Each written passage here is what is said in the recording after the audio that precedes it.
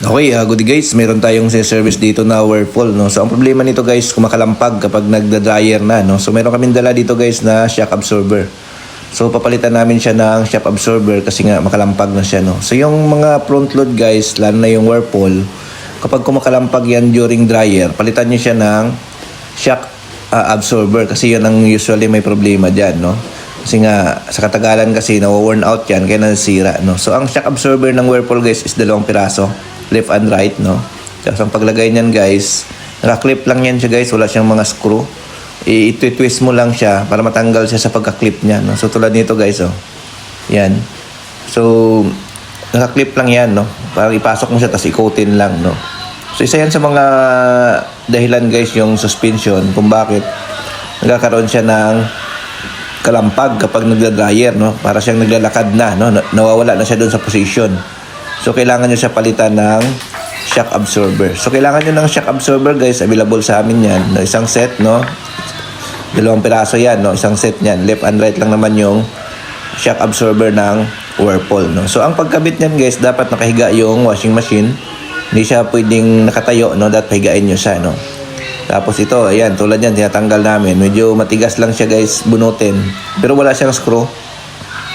Ang ginagawa lang dyan, iniikot lang, tapos tinutulak. So, tulad nito guys, oh.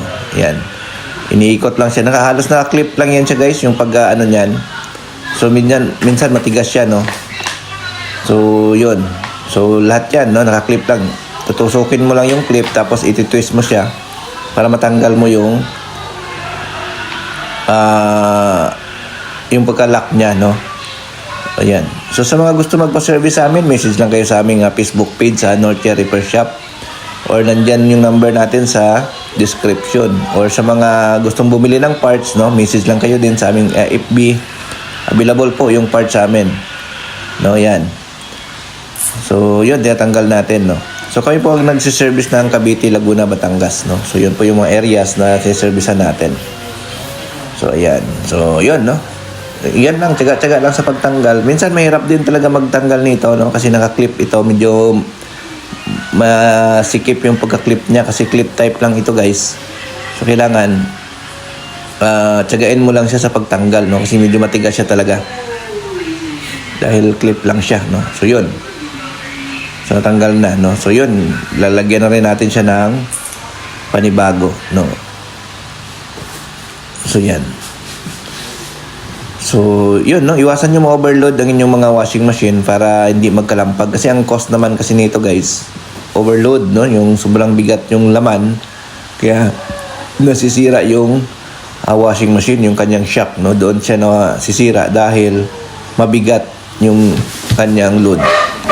So, dapat talaga, malimit nyo yung pag-load ng inyong mga washing machine, no? Kung anong capacity, example, kung 8.5 yan, mga 4 lang ilagay nyo para safe kayo. 5, yan, para para hindi siya ma-overload. So, yun, no, after natin maikabit, guys, yan natin, testing na natin. So, yun, no, so, okay na ito, guys, no.